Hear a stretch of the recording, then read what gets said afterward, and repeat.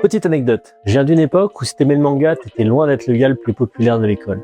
Mais ça m'importait peu, puisque tous les matins on avait le droit au Club Dorothée avec des animés de fou. On avait du Olivier Tom, du Dragon Ball, du Saint Seiya, et ça presque 7 jours sur 7. Et c'est à cette époque que ma passion pour le manga papier est née, entre les Spice Girls et Tobal numéro 1 sur PlayStation.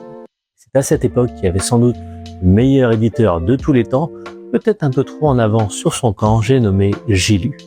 Et quand je te dis qu'ils ont un catalogue de fou, ils avaient du Fly, du Rakai Blues, du Jojo, du Olivier Tom, du Shin-Chan, bref, pas mal de séries qui sont aujourd'hui disponibles dans des nouvelles éditions, mais qui eux l'avaient dès l'époque. Ce qui était également fou, c'était le prix, ça coûtait environ 4 €, donc ça permettait d'avoir un sacré catalogue pour un prix minimum.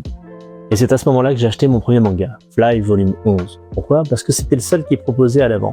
C'était pour moi assez incroyable, parce que c'était la suite d'une série qui n'avait pas été diffusée par le Club Dorothée parce que ça a été arrêté au Japon. Et ça reste l'une des meilleures séries que j'ai lues de toute ma vie. Mais la vérité, derrière cet éditeur, c'est surtout un papier de piètre qualité qui jaunit très très vite, des noms franchisés, des traductions approximatives, mais surtout des fautes d'orthographe à n'en plus finir sur certaines séries. Mais pour moi, J'ai-Lu reste ma Madeleine de Proust. J'adore relire ces séries, même si c'est bourré de fautes d'orthographe, mais si je devais la définir, ce serait du caviar sur du pain de mie. Dire un excellent éditeur au niveau des choix, mais sur le reste assez chaotique. Bref, toi, c'est quoi ta première série? Dis-moi tout.